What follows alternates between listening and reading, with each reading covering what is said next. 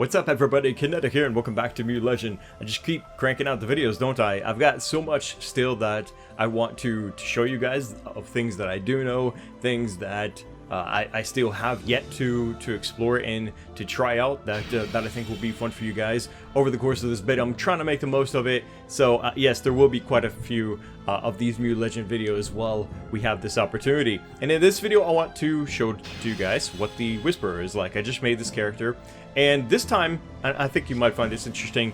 Instead of going through and reading all of the quests and kind of just taking my sweet time la-di-da around the areas, like I just try to see how fast I could power through to get to like where I am now, basically level 21, and I got there in 2 hours. So if you were really pushing it, right, if you're just speeding right through, not even reading a single bit of dialogue practically from the quests, then you can get to this level, and I'm sure you can probably get to max level very fast. I'm not sure exactly what I'm going to do yet when it comes to the full release, whether I'm going to try and power level to max really fast or maybe take my time, we'll see.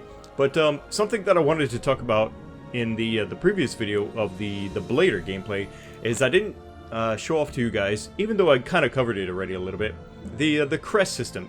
You can think of the crests as like runes for skills in Diablo 3, right? You had a skill rune that would maybe change the element of the skill that you're using, maybe would reduce the resource cost to use it, add critical hit, more damage or something like that. That's basically what the crests do. And you can see here that we've got some pretty basic power-ups of crests, right? We have increased power, debuff duration, MP cost, reduction, stuff like that. But then check up here.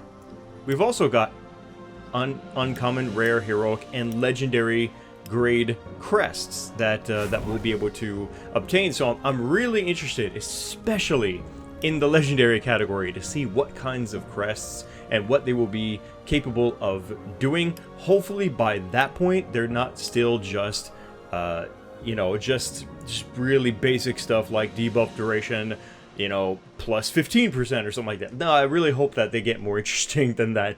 If they don't, I mean, maybe there's still somewhere else that we can do something, because I would really like to see more ways to alter the ways that our skills behave. I think that would be really cool.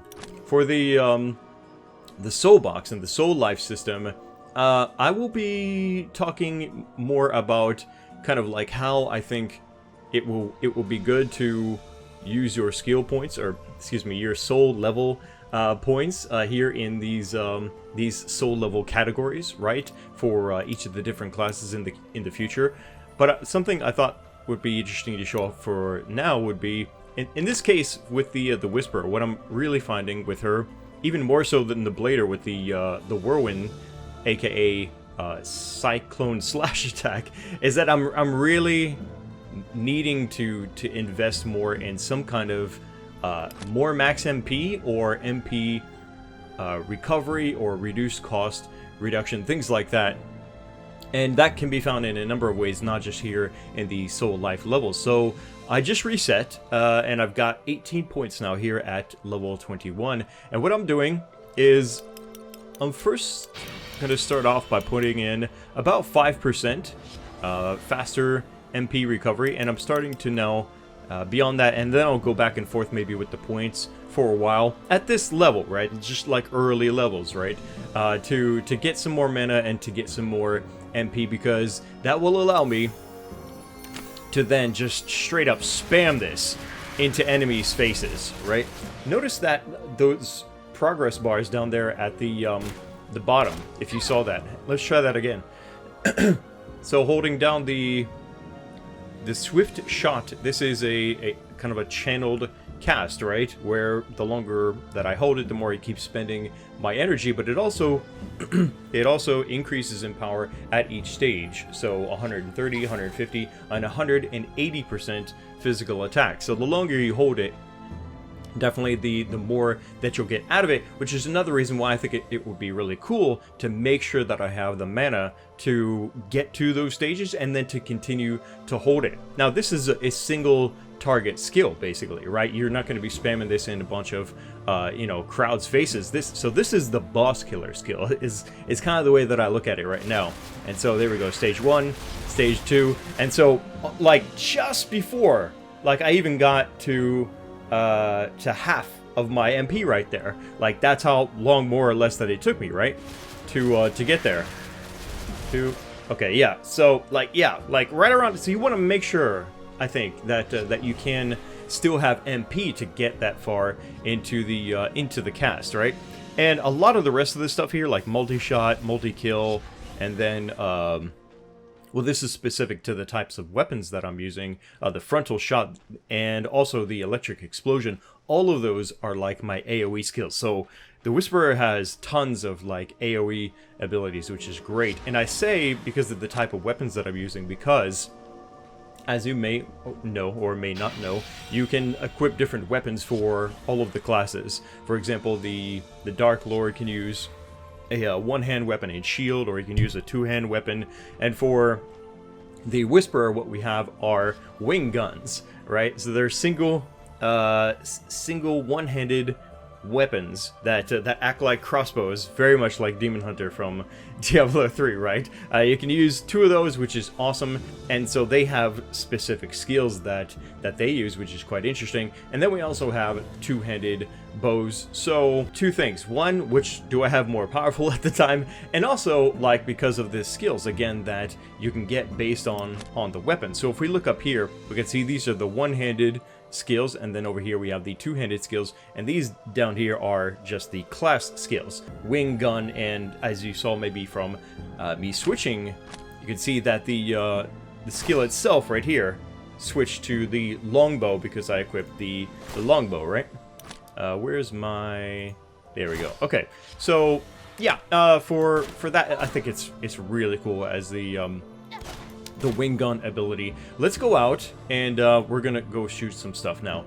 But just before that, if I can, I also want to show off one other thing that I found to be quite interesting in another kind of topic. I showed these off before, right? These chests and stuff that you can buy. I'm gonna go ahead. I'm gonna buy a sparkling pet chest with 400 of my rift fragments. Let's open up one of these and see what's inside, shall we? Da-da-da. I got a very cute kobold. Okay, so what does he do? Let's right-click him and register, and it brings us our manage pet window. So then I'll go ahead and summon him, and let's see.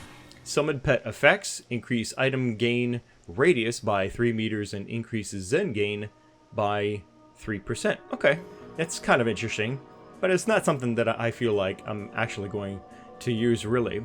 And so what I can do to actually make some better use out of it, first I'm going to switch back to the pet that I currently do have, who is Larva. And Larva gives me plus bonus XP and also soul XP from monsters.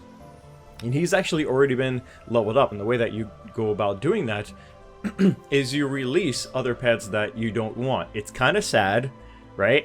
you can't collect them all. This isn't Pokemon. Instead, you will release them, and by doing so, you will gain pet growth points. So we'll go ahead and we'll release. Bye-bye, Kobold. And now, what we can do is we can use that to level up Larva. Every time you do this, and it so far it hasn't increased, maybe it will at some point, but by excusing or releasing one pet, then you get the points to then level up the other pets that you actually do like, which I think is a really cool system. So I went from, what was it? I think it was like 0.5 before to now up to 1% increased soul XP. This didn't change, and I'm sad to see it still not change, but this is cool. We've actually got 2 more points of percentage added to that, soul XP from monsters. So there we go. That's something that you can do if you want to with your rift stones. There might be other better ways, cheaper, easier, rift fragment free costing, right? Or something like that. There may be other ways to get pets without having to spend your rift fragments, is what I mean. That you can then use to power level your the pets that you want to keep. So that's kind of cool. Now, let's go out there and let's shoot some stuff. Alright, let's just go ahead and I'm gonna ride over. Now that I got my sweet wolf mount, we're gonna ride over straight to that rift. Forget the trash mobs outside. I want to kill some thing that's gonna give me loot, baby. So let's ride over here, and this will also help me definitely to demonstrate what I mean by the usefulness of the different skills. So we'll jump in here.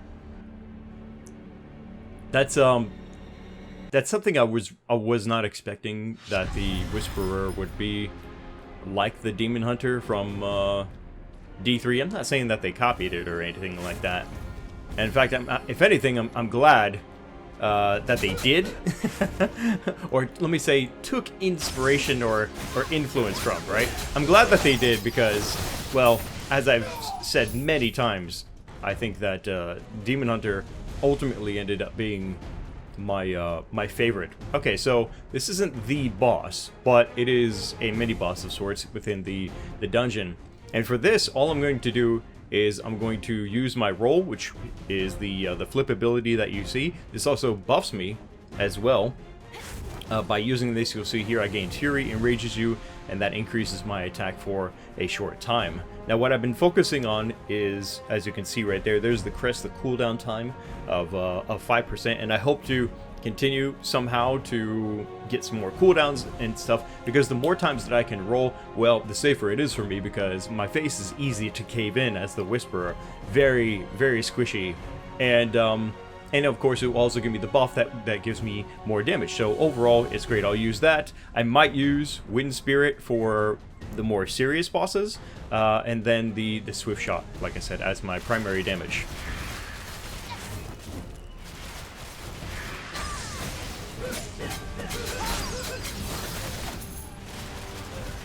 Something like that, right? You can see I lost a significant amount of damage as soon as that boss was able to reach me.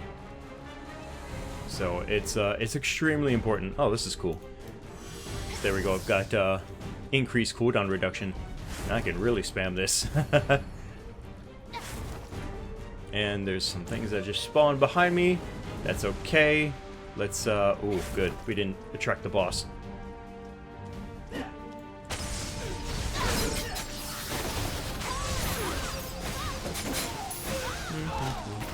Here we go.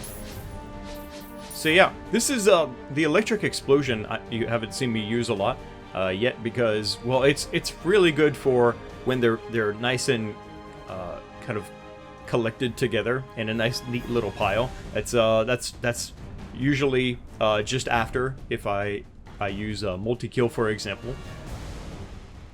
And I think it might just be the, oh no, not quite. Can we yeah, we can. Tease you boys right into my trap. Yeah, so this is quite powerful, and I added some crit to this, because otherwise I have no crit at all. I think.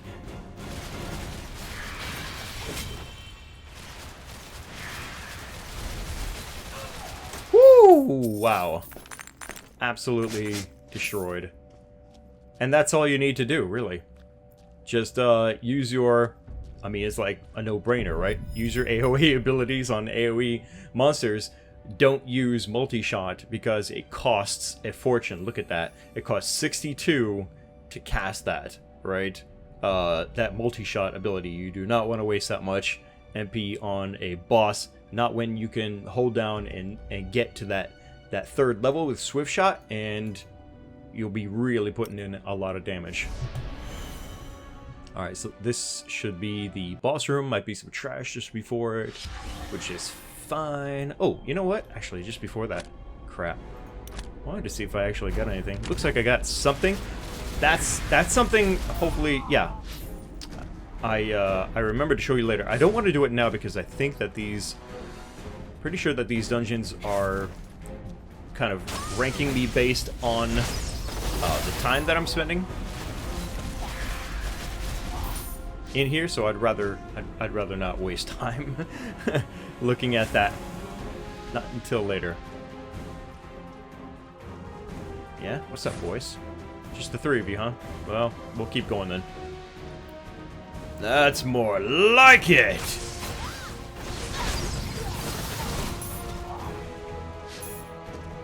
That's how I like to do it. Of course, this is, oh boy, boss time. This is, of course, only normal, and I'm only soloing this right now, so things are going to be very different if you are... Oh, crap. Things are going to be very different if you are in higher difficulties and if you are in a group. Seriously? This boss is the worst. Oh, it's just you? I thought there was another guy maybe right next to him. Wait, where's the boss? Okay, we're gonna have to hang back a little bit, because... Actually, you know what? Let me just use that insta-heal. It's barely anything anyway. Oh, look at this! We got little, I don't even know what these are. Enhancers, shall we call them? Wow, he actually... That's interesting. I've never seen him do that before. Or any boss, I should say. I've never seen any boss do that before. Like, kind of, reset. Usually they're very determined to keep chasing you.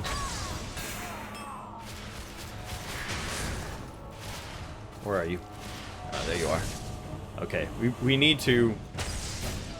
There we go. Get rid of you. Thank you. No, it's just me and the boss. It probably wasn't the best way to handle it, but... Alright, come on, movement speed. There we go.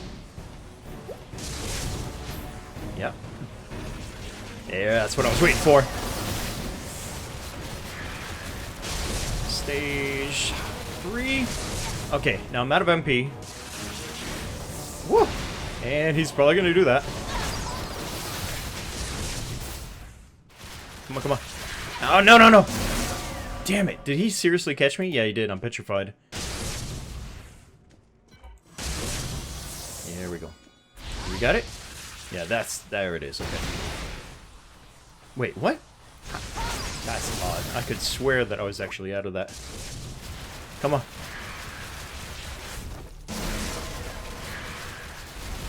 Highest stage. Pump it, pump it! Yes! Alright, that was a bit sloppy. An A rank. That's... Yeah, that was clearly sloppy. But, we got it done.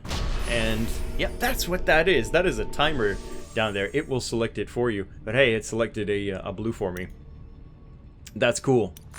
Alright, so that's basically, for demonstration purposes, more or less what you can, maybe should, dare I say, do with your skills in a dungeon like this with the Whisperer. But I do want to talk about this as well. Keep an eye on blue gear, especially for whatever class, but in this case, definitely for Whisperer. What I'm looking for is I'm looking for things like this. Look at the current gloves that I have. Give me crit 8 damage, which is cool. If I have crit 8 chance, then that's going to be really nice. The plus health is okay. Decreased durability, it really doesn't matter. Cooldown reduction is also something maybe even better, or just as good than, say, crit hit damage. Again, it depends on how much crit hit chance you have, because crit hit chance really is just a chance, right, to deal extra damage. And if you only have like 2%, then you're probably hardly ever going to see that actually bear any fruit for you. So I think, especially because it has also the extra dexterity, I will go ahead and select that.